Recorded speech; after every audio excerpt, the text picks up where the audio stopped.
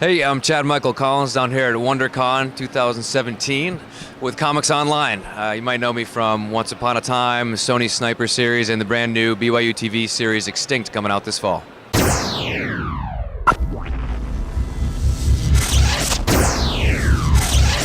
So your main series has been the Sniper series.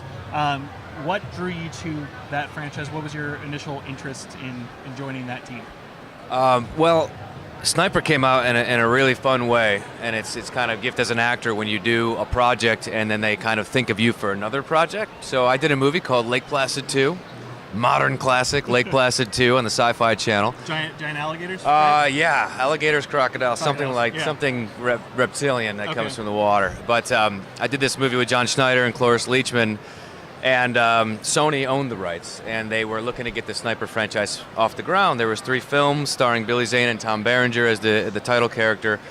The guy thought me a dead ringer for Tom Berenger, so he kind of kept me in mind as he wanted to reboot the franchise. And lo and behold, a couple years later, I played the son of Tom Berenger, and now I just finished my 4th movie that'll be out this fall. Congratulations. Thank you. So you've also been in a lot of TV series, Once Upon a Time, CSI, NCIS, Castle. See what else? What am I missing? Oh man, Bones. Man, I think I've hit the CSI trifecta. I've got 2 out of the 3 NCISs, so I'm doing all right. But yeah, Once Upon a Time, NCISs. Those are the things that people recognize me from. And you got to be Frankenstein's monster, correct? I played Frankenstein's monster on Once Upon a Time, by season 2 or season 3. I played the brother, the young, naive brother to David Anders' character, Dr. Frankenstein. And of course he gets me killed, and then he brings me back from the dead, and I kind of roar my way through the rest of the episode. So. Spoilers. Yeah, spoilers, sorry. I'm sure you've all seen it by now if you're paying attention this far. Could you talk about joining that universe? It definitely has a deep mythology, but just talk about stepping in as Frankenstein's monster and that process. Well, as you can imagine, things are so tight and you don't know, and I booked this role playing this character, and I did not know that it was going to be Frankenstein. So I literally flew to Vancouver, and the first day I was there was hair and makeup test, where basically they just kind of tested out airbrushing my entire body into a corpse. So I'm like, oh, I guess I'm playing a reanimated monster here. So that's when it got revealed to me, once I was already up there, that I was playing the monster. So, but what such fun, and it was a throwback black and white episode, very cool. The Papa Frankenstein was played by an actor named Gregory Itzin, who's an Emmy-winning actor from 24, and very, very greatly trained. We had a blast, man. Costume period pieces, black and white. I was stitched up all over the place with latex stitching and airbrush. 3 hours on, hour and a half off every single day for a week, and I wouldn't trade it for anything. Something new and exciting, right? Yes, absolutely. Can you talk about the CSI series and NCIS, just getting to enter those worlds? I mean, they definitely have long-running series as well. Yeah. What did it mean to join those franchises? Yeah, it was fun to play on those. CSI Miami was probably one of my favorite experiences as an actor. I got to play a guest lead playing a cage fighter.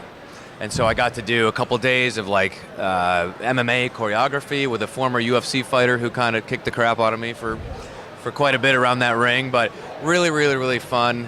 The NCISs of the world, it's great to play the cop or the soldier. I got to play a Navy fighter pilot, like Top Gun style, kind of a cocky sort of Tom Cruise throwback, and NCIS New Orleans. But those are great shows. It's you start, there's a problem, you catch the bad guys, and then you can understand why they're so popular across America. Nice.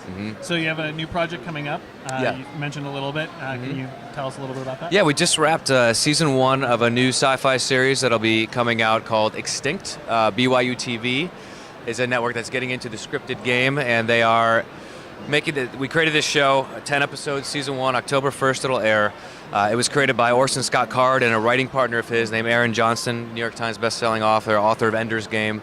So it's kind of fun. It's kind of a values-based sci-fi action adventure series where the premise is we humans are annihilated and wiped off the face of the earth. 400 years later, a handful of us are mysteriously reborn onto what's left of planet Earth. Alien species here, alien threat there. We are kind of repopulated by benevolent alien race to kind of take out the alien race that took us out. But there's more at play, of course, and it's a lot of fun. Yeah, elements of The Walking Dead and that survivor thing, elements of Lost with a lot of flashback stuff, dipping back into the lives and the alien invasion 400 years past, so a lot of fun. So you've actually worked in pretty much across the gamut of different genres. Yeah. What's your personal favorite to play in?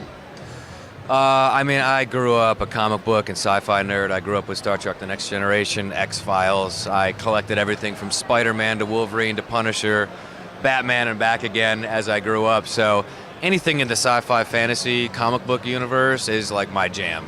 But I'll take the soldier stuff all day long too. That's, G.I. Joes were my jam as well. So to strap on the sniper gear and do these movies for Sony is always a pleasure too. So we're at WonderCon, and you just mentioned you grew up reading comics. Are you reading anything now? Is there anything you're excited about in terms of the comic world right now? I am reading so many things lately. I'm catching up on Saga. I'm catching up on Fables, which is an amazing, fun series. Just knocked out another Red Sonja collection last night. I love my Conan stuff.